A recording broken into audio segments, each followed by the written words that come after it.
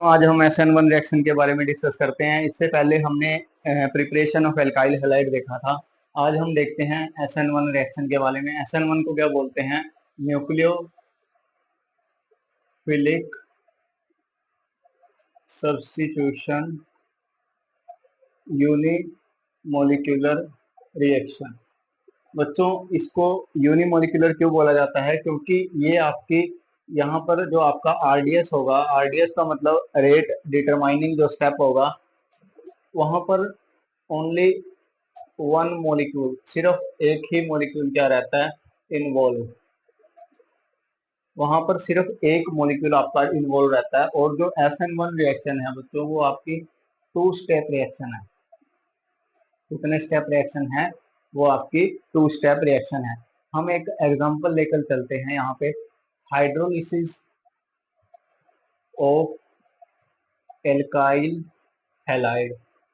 हम यहाँ पर बच्चों एल्काइल हैलाइड का हाइड्रोलिसिस करते हैं और देखते हैं क्या प्रोडक्ट बनेगा। आपके पास है RCr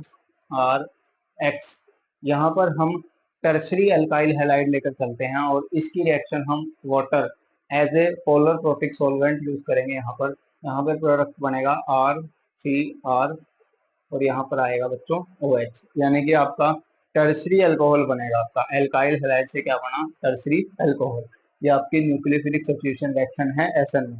अब इसका मैकेनिज्म डिस्कस करते हैं। देखो यहाँ पर क्या है आपका स्टेप 1 में क्या होगा बच्चों? स्टेप 1 आपके पास है RCr, यहाँ पर है X। फर्स्ट स्टेप में आपका X लिविंग ग्रुप क्या होगा? यहाँ से रिमूव होगा और यहाँ पर आपका टर्सरी कार्बोकेटायन बनेगा फर्स्ट स्टेप में। और ये आपका इंटरमीडिएट यहाँ पर। और फर्स्ट स्टेप आपका स्लो स्टेप है, जिसको हम RDS बोलते हैं, rate determining step. Step second में आपका क्या होगा बच्चों?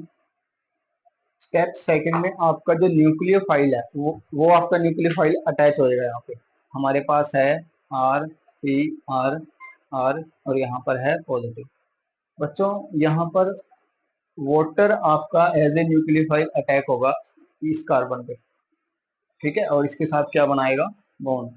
यहाँ पर आएगा R, यहाँ पर होगा ROH। इसके ऊपर क्या आएगा? पॉजिटिव, क्योंकि ऑक्सीजन ने इसके साथ बॉन्ड बना लिया तो इसके ऊपर इलेक्ट्रॉन की क्या होगी? कमी होगी, तो यहाँ पे क्या आएगा? पॉजिटिव। अब इसके बाद क्या होगा बच्चों? एक दूसरा और मॉलिक्यूल आपका वाटर का अटैच है। ये तो है नहीं सोल्यूशन में एक ही मॉलिक्यूल है, बहुत सारे मॉलिक्यूल होंगे वाटर के।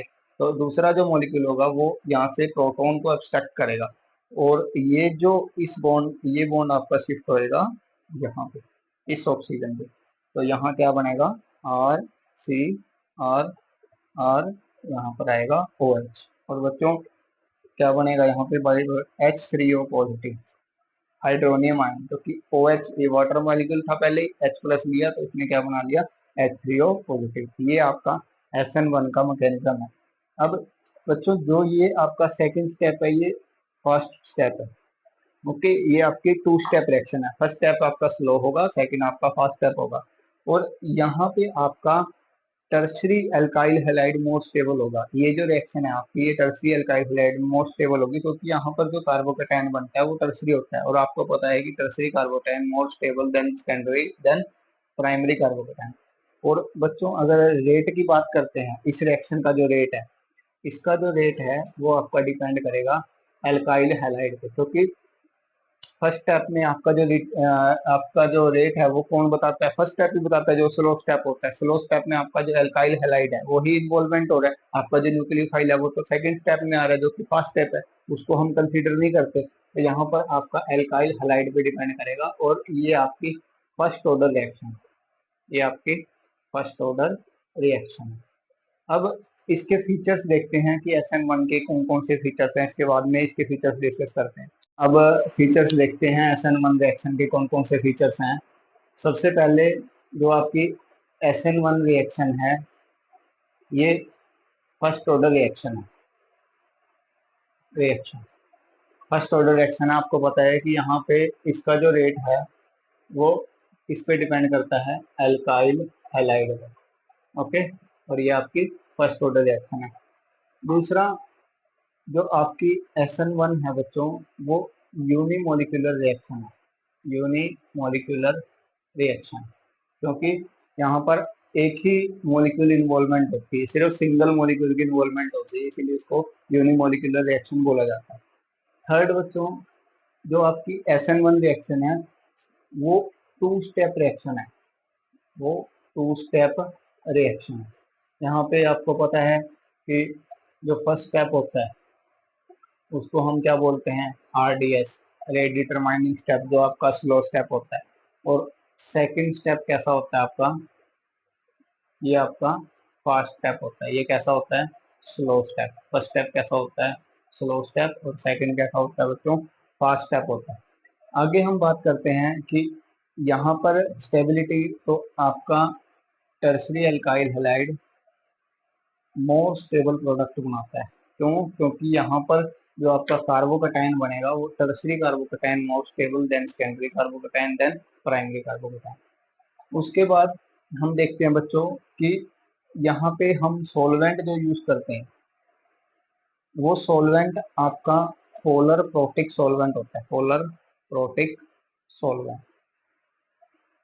अब पोलर का मतलब क्या होता है कि बच्चों, दो पोल, 2 पोल्स, जिसकी 2 पोल्स हो उसको पोलर बोला जाता है, ठीक है। और प्रोटिक का मतलब क्या होता है कि जो प्रोटॉन को एब्स्ट्रैक्ट करे, प्रोटॉन एब्स्ट्रैक्ट, ओके। मीन्स जो यहाँ पे आपका लिविंग ग्रुप आपका रिमूव होता है, जो आपका लिविंग ग्रुप रिमूव होता है, और जो वाटर मॉलिक्यूल्स होते हैं वो उसको यहाँ पे सराउंडिंग बना के रखते हैं उसके पास में, यानी कि जो लिविंग ग्रुप निकलता है उसके आसपास में इसको सराउंडिंग रखते हैं, ताकि जो आपका ये लिविंग ग्रुप है वापिस से जाके कार्बोकैटायन पे अटैच ना हो जाए, इसलिए इसके पास में सराउंडिंग बना के रखते हैं। तो हम यहाँ पर सॉल्वेंट यूज करते हैं, वो पोलर प्रोटिक सॉल्वेंट यूज करते हैं बच्चों। अब आपका SN1 में जो प्रोडक्ट बनते हैं वो दो बनते हैं बच्चों, एक रिटेंशन एंड इन्वर्जन। एक रिटेंशन होता है, दूसरा कौन सा बनता है, इन्वर्जन। हम यहाँ पर डिस्कस करेंगे स्टीरियोकेमिस्ट्री में इसको कि रिटेंशन और इन्वर्जन प्रोडक्ट क्या होते हैं।